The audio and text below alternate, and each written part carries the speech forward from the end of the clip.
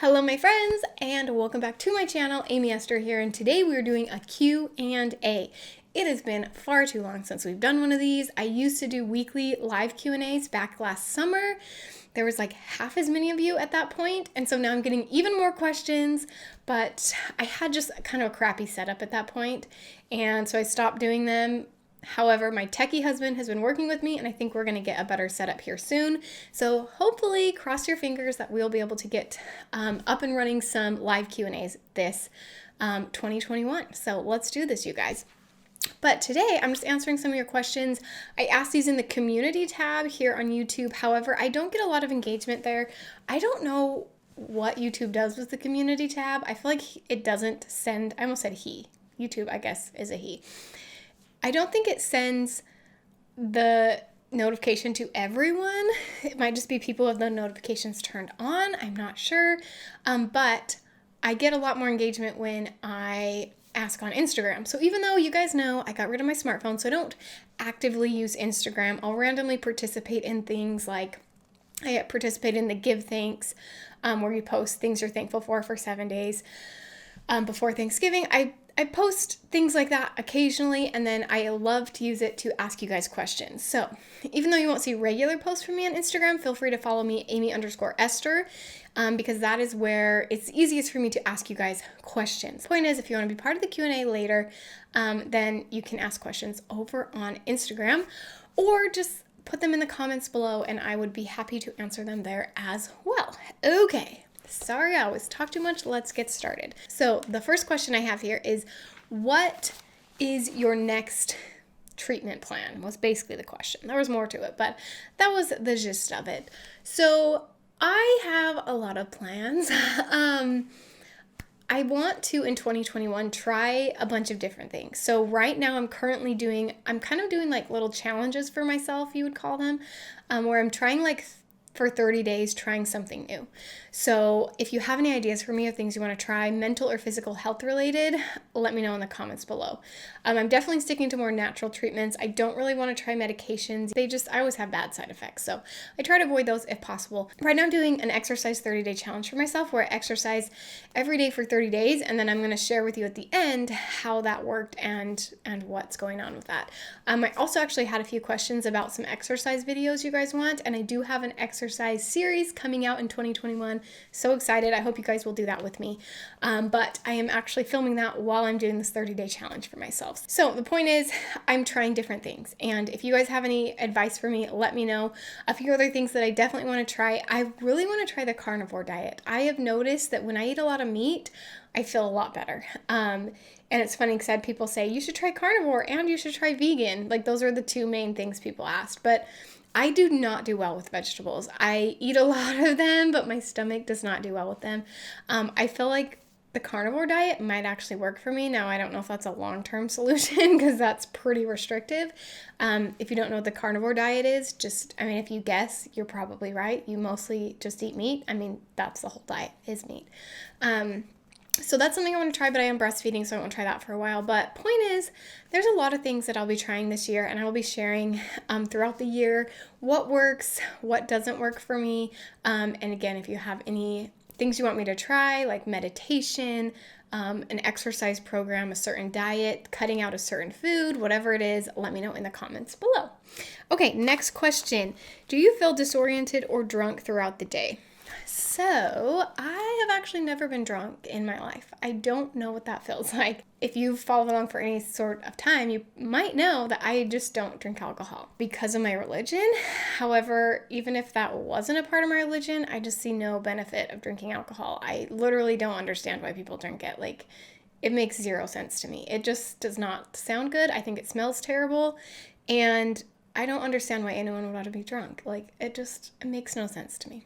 Anyway, point is, I have never been drunk, but what I would guess would be feeling drunk would be maybe like brain fog and dizziness, those kind of symptoms. Headaches, yes, I feel like that all the time. In fact, just yesterday, I was having some brain fog, and I asked my husband, will you tell me the time of the temperature? What is the time of the temperature? That's a very valid question in my brain that my mouth said, and then after I said it, I realized that did not make any sense at all. But things like that happen all the time where I just say the wrong words. Things get messed up in my head. I know what I'm trying to say. I was trying to say, what's the temperature in the house? And it just gets mixed up and then I say the wrong thing. So I don't know if that happens to anyone else, but I have severe brain fog. Like, it is so bad. And it's embarrassing. Sometimes I say just the worst things, just totally the wrong thing. And it makes no sense. Okay. I know you talk a lot about gut pain. Do you have constant pain in your upper left quadrant? I think that's what that means. LUQ, upper left left upper quadrant. And what helps? So yes, that's where I get my stomach pain, is in the upper left side of my abdomen. And yes, it feels like a stabbing pain, and it's pretty much always there. When I eat, it gets worse, particularly if I eat sugar, vegetables, any kind of like carb or grain, pretty much carbs, I would say, vegetables, and like unhealthy carbs like bread and flour and stuff as well. It's definitely worse with higher carb foods. Okay, there's seriously something in my eye. I'm so sorry. I keep touching my eyeball. It's so gross, but okay. Sorry if I start crying here, you guys. There's something in my contact. Anyway, that's where my pain is. Sometimes I get pain on the right side, especially if I'm pregnant. I get gallbladder pain. We're actually considering taking my gallbladder out. This has been years in the making, so I know that many people will get on here and say, don't do it, and other people say, you have to do it. I have thought about this for like 5 years now, on and off, on whether I should get my gallbladder taken out. So it's something I'm working with my doctor on. Of course, if you guys have advice, let me know in the comments below. But most of my pain is on the upper left side, and it's always there and gets worse when I eat. The thing that helps me the most is just eating smaller meals more regularly. So sometimes I will make dinner and I'll eat a small portion of dinner, and then an hour later I'll make a second portion for myself. So I always try to make a lot of leftovers so that I can just kind of have food whenever I need it. So I'll make dinner, and I might have 2 or 3 dinners that night. They're just smaller. Or I just snack a lot. So I've just found that if I go too long with eating, the pain gets worse. And then if I eat too much, it gets worse. So just eating small amounts throughout the day, instead of just eating all at once. And then definitely, like I said, just meat is way better for me than like vegetables or any kind of carb. It's just so hard for my body to digest it that it just hurts really bad. So vegetables are good for me. So right now I do eat them. Again, may try the carnivore diet later. I don't know, but that's just what I found that helps. Okay, what are some less active things you suggest doing outdoors? I love this question because it's so different than what I normally get. I get the same questions over and over again, and so it's fun to have a different question. So I love unique questions like this. However, I don't feel like I have a super good answer for it. I've thought about it, but I get very sick in the heat and the sun, and so both of those separately. So if it's cold but the sun's out, I get sunburned, I get super sick. If it's hot, and obviously if the sun's out or not, if I'm in the shade, it doesn't matter, I still get super sick. And so I struggle with going outside. And then I also have really bad allergies, like to the point where if I tried to mow the lawn once and my entire leg just got bright red and had this huge rash on it, and I was just itching it forever. And so I have pretty bad allergies. If you guys have seen my cleaning videos, always vacuuming. I have a very expensive vacuum because I get such bad allergies. So, point is, I don't go outside a lot. I don't hang out outside, at least. I, of course, love fresh air, so I'll open windows and stuff. But, yeah, I just get really sick. I would not recommend, I mean, it depends on what you have. But I probably wouldn't recommend hiking or even going on walks. I get really sick going on walks. Biking, all of that just makes me personally super sick. So what I like to do, if you have kids, I'm not sure, but I like to relax outside. So if the weather's nice, it's not allergy season, and somehow everything lines up together, and I feel good, and the weather's good, I love to take my kids to the park and have them play. Of course, I have a newborn right now, so he doesn't really know how to play, but he just hangs out with me and we chill. My husband's currently working on our backyard. It was a disaster when we moved in. That is for a story for another day, but he is totally redoing it, putting a sprinkler system, completely reseeding and doing all the things. So eventually we're going to have a backyard that the kids will play in, and I'll probably set up a fan and have a little station out there for me, a cooling station where the kids can play while I can rest and relax and just watch them, and of course make sure they're safe. So for me, I like to be relaxed outside. I don't typically do active things when I'm outside. I will exercise inside all the time. I don't remember the last time I exercised outside. I did get to a point last summer where I could go on walks, but that's pretty rare. Usually I don't get to that point where I can regularly go on walks. So I'm sorry, my friend. That was a great question, but I feel like I don't have a good answer for you. I rest. I like restful outdoor activities. Okay. The next one, is there anything to help with migraines? Okay, I actually pulled this out. Where did I put it? So, you guys, I get a lot of migraines, so many migraines, and I found one thing that I'm obsessed with. My husband got a headache the other night. He loves it too. It is called Relief Packs. So here's I don't know if you can see the little brand name there. Relief Packs. Was that upside down? It was, dang it. Okay. Relief Packs, you guys. So this company, they actually sent me this, and sometimes I have companies send me stuff and I'm just like, sure, I'll try it, but if I don't like it, I'm not sharing it with my audience, right? I don't share stuff with you unless I love it. And I just literally thought this would be like every other cold pack I've ever tried, but I thought, you know what, I may as well try it and see if I like it. And it is 100 times better than any other cold pack I've had, and let me tell you why. It's cold, but it's not ice cold. So you know how sometimes you get an ice pack and it like freezes your head, and so you have to put it on and then take it off and have a break, or you have to wrap a towel around it, right? This is like the perfect cold. And it stays that temperature for a long time. It doesn't just get super cold at the beginning and then just die off super fast. It stays cold for a pretty long time. And my favorite part about it is it's heavy. It's super heavy, so when I put it on my head, of course not like that, I put it like over my eyes, but when I put it on my head, I lay down and put it over my eyes. It's heavy, and that something about that, I didn't even realize that would help my migraines, but having some pressure on my head helps so much. You guys, I cannot talk about this enough. I'm obsessed with it. I don't make money by telling you this. They did send me this, but I don't have an affiliate link with them or anything. I just want to share it with you because I love it, and I really need to buy a new one. Not that this one's gone bad. I'm saying I need two so that if that one does get not cold anymore, I can switch them out. So I'd recommend buying two of them and then switching them out whenever the cold goes away, because of course over time it will. But this thing, you guys, I love it so much. It's just a lifesaver with migraines. I also have a whole video on migraines. I'm pretty sure I talk about that in there too, but there's a migraine treatment video on my channel, so if you want to check that out as well for more tips, go right ahead. Okay, my next question, how has the pandemic affected your health? Honestly, I don't think it has. I really don't, because one, I have a newborn. Oh my gosh, he just turned 3 months old. He's no longer a newborn. That is so sad. I have a 3-month-old, and so we don't go out anyway. I don't think we'd go out because I don't want to pack up 2 kids in diapers and put them in car seats and go anywhere just to have one of them screaming or both of them screaming because they miss their nap or their sleep gets off. It would be a lot. And so I don't think it's changed much, honestly. And then also I just get sick. I can't go to Target without getting sick. So I don't go out a lot anyway. I am very much a homebody. So is my husband. We are not travelers.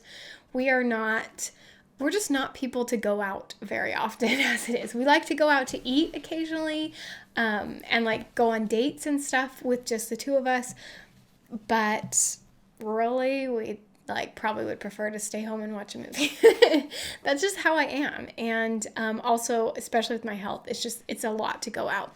And this summer, I was actually pregnant and super anemic. And so last summer, I probably wouldn't have got out either because I was just so sick. Even though I only had 1 kid, I still don't think I would have gone out much.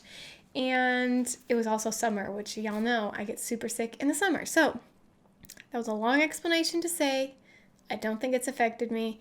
Of course, I'm worried about like an aunt who has cancer and grandparents and all of those people. It's affected me in that way, where, you know, I'm worried about the high risk people in my life, but I'm not high risk, even though I have a million health problems. I don't have lung issues, and I really don't think that I would be super sick from COVID. I think I would just get it like I would get a cold.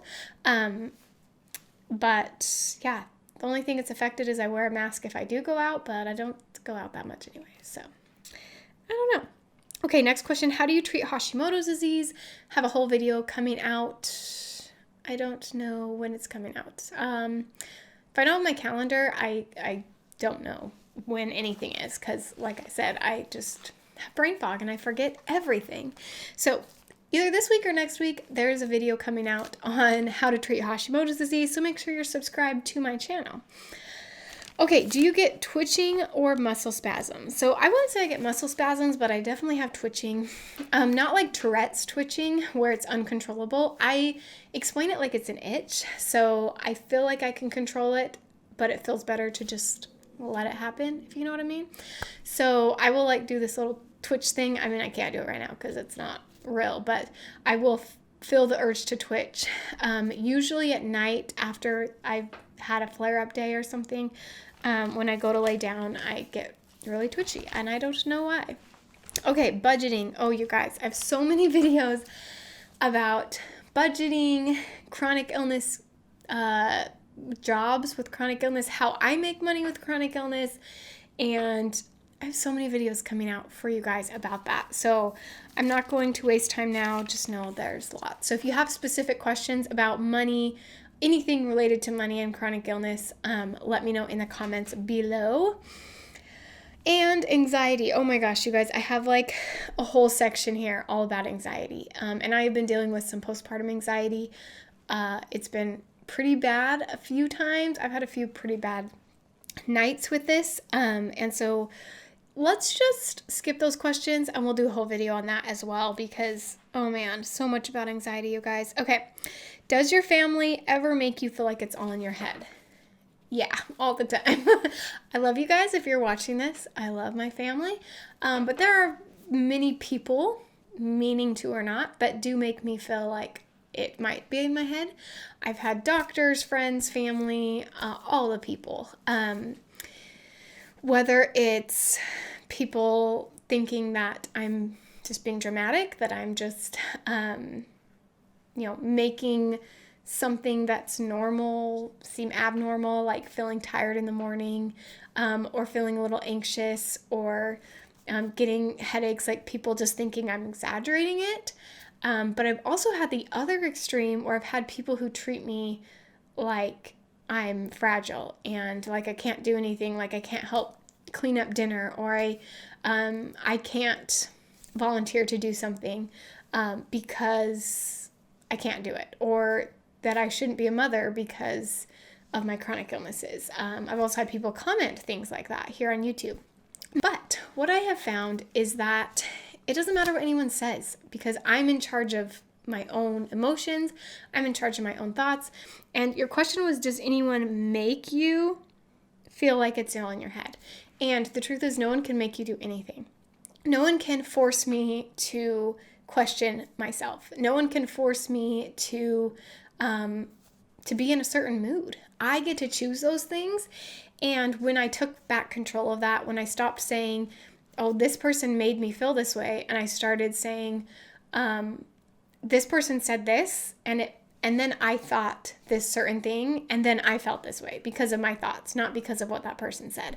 That's when I started to really understand how to deal with other people when it came to chronic illness. And actually I have a whole course about how to deal with your emotions, and I have a whole chapter of that course focused on relationships. I will link it down below. It's called Chronically Me. It's how I've learned to be happy while living chronically ill. But in that course, I teach you in the details how I do this, but really that's it. It's just knowing that other people can't force you to feel or do or think anything. Those all come from you. And it doesn't matter what anyone says. The only thing that's important is that I believe me. Okay, next question. How do you push through the days when you feel the worst? So this goes back to what I was just talking about relationships. Same thing. If I'm feeling pain, the way that I've reprogrammed my brain to think about things other people say and do, it works the same with pain. So the whole course is about how to not let your circumstances, the things outside of you that you can't control you. That's what the main point of my Chronically Me course is. So make sure you check that out if you're interested. But I do the same thing. I focus on what I can control, which is my brain. Sometimes I can't control what my body does. Sometimes I eat perfectly. I drink exactly enough water. I exercise. I do the right things for my body, and I still flare up. And I can't control it. It happens. And so I've just decided to not let it get me down. Instead of thinking, poor me, my life is so hard, I've changed my thinking to, what can I do today? What can I control today? How can I focus on my emotional health? How can I focus on not being stressed about this? What could I do with my kids that would be really fun for them? I focus maybe on other people, on my kids, on my husband, and I don't let it get me down. Of course I do have days where I'm down and I have bad days, as everyone does, but overall with life, I just try not to let the bad days take it all out of me. I remind myself that I will have a good day later in the future. I remind myself of the blessings that I have around me. I got off social media, or at least I guess I'm not totally off it, but I limit social media a lot. Obviously, YouTube, I still post on here, but I don't have a smartphone anymore. That's helped a lot. So really focusing on my mental health. Take my course if you want more information on that, or I have videos again coming out about anxiety that might help as well.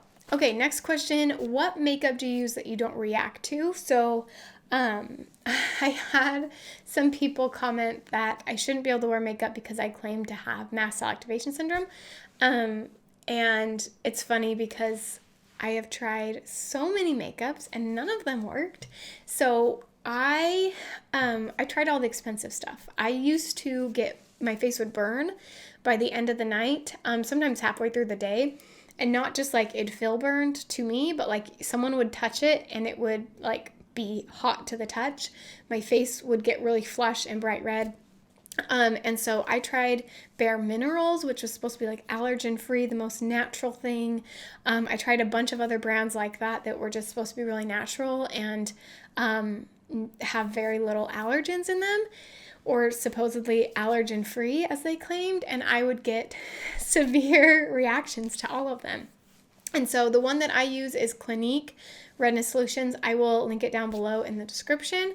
But that's the only one I found that worked. And once I found that, I never turned back. I found that like years ago because I've had these issues with my skin all through high school and like a very long time. So it was like I was probably 18 or so when I first found Bare Minerals Redness Solutions, Clinique Redness Solutions.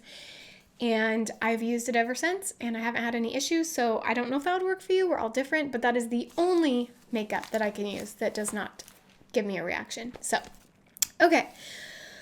Oh, someone else thought we already answered that question. Okay. On days when you're too sick to do anything or your husband is at work, does anyone help you with the babies, and how do you cope? Full-time single parent here. So I already answered the second part, which was how to cope with it. That is in my Chronically Me course. I wish I could share the whole thing with you, but it's a lot of information. It is a whole over 100-page booklet as well as 12 videos to explain all of that. So if you're interested in that, definitely go check that out. But for the rest of it, what do I do, like not just mentally to cope, but actually physically? Do I get help? What do I do? So my husband does work from home right now because of this pandemic, which is the biggest blessing. However, I can't just take him away from work. He needs to stay at work, so I try very hard not to take him away from work. Unless I'm desperate, I do my best not to. And so I also do the same thing with other people. I don't know, it's like a pride thing. I have a hard time asking for help, I guess. I want to just do it all on my own, but there are definitely occasions where I ask my mom or my mother-in-law to come over and help with the kids while I rest. I did it a lot more when I was pregnant because I was so sick when I was pregnant. I actually went to my parents once a week, and then my husband took my daughter to his parents once a week, and so I had basically 2 nights off a week where I could just rest and focus on my health. So I will definitely ask others to help me if I need it. Even though I personally have a hard time asking for help, I don't think there's any shame in asking for help. It's more that I don't want to inconvenience people, It's just hard for me to do. But I definitely think that we all need help at some point. And if you don't have anyone around you, for example, no family members or friends that can help you out with the kids on a bad day, some things that I would suggest is lightening your own load. So I have a whole video on, is it called How Do You Keep Your House Clean with Chronic Illness? Something like that, with all my tips on keeping a clean house when you're having a flare-up.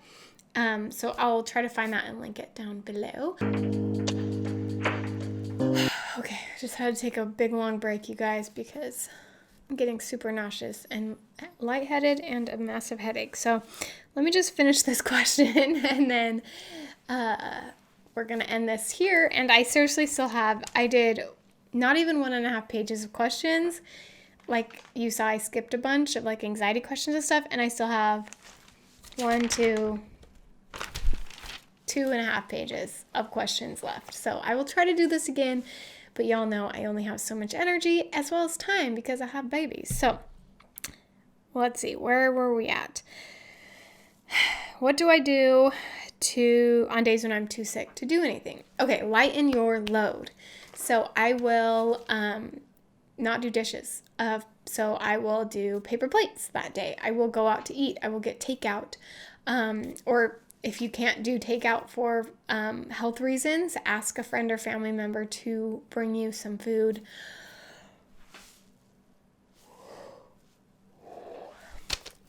Oh man, you guys, I am struggling. Okay, sorry, we're gonna finish this. We're almost there. We're almost there. Keep going. Okay. Other things you could do is would be to hire a babysitter for the day, maybe just a neighbor kid, someone who's a teenager looking for extra money. That would be a lot cheaper than some other options, as well as like cleaning services. You could pay someone to help you clean or do yard work. I would just say try to lighten your load as much as possible. And there is zero shame in hiring someone to help you or asking someone to help you. There's no shame in that, because I don't care if you have a chronic illness or not, we all need help sometimes. And sometimes I'm the one to help people, and other times people are there to help me. And yes, with chronic illness, it does feel like you're always the one being helped. But the truth is, we do still get chances to help other people. And it always goes both ways eventually. So don't feel any shame in asking for help, but I definitely would recommend it, especially if you are a single parent. There will be people that will be willing to help you. And I would just ask around your neighborhood to see if any, young kids are looking for extra jobs, like maybe someone wants to help you mow your lawn or clean or watch your kids. There will be people out there, but you just have to ask. So get out there and ask. You could even type it in on Facebook and ask if anyone is interested or knows someone who's interested in helping you out. That would be my suggestion. Now, you guys, I am not feeling so good. If you can't tell by the end of this, I'm struggling. My head is pounding and I'm so nauseous and I feel like I might pass out at any moment now. This always happens, you guys. For the first time in my life, not in my life, but one of the very few times, both my kiddos napped at the exact same time, and I was going to film and get a bunch of stuff done. I was going to have this video edited by the end of today, but I don't think that's going to happen. So my last piece of advice is to give yourself grace. Remind yourself that you don't have to be perfect, that you don't have to do it all. I actually also have a productivity course where I teach you how I know what to do and when to do it. I have a pretty good system now of my to-do list, how I get stuff done while I'm still not feeling good. So if you want to know what I'm doing today, even though I don't feel good, and how I do it all, although I don't do it all, but how I try to do it all, then I have a productivity course that you may be interested in, as well as, of course, my Chronically Me course, which we talked about earlier today, that I linked in the description. So I'm going to go. I wish I would say take a nap. I was going to say take a nap, but definitely not going to happen because I'm sure as soon as I lay down, one of my kiddos will wake up. I'm going to rest.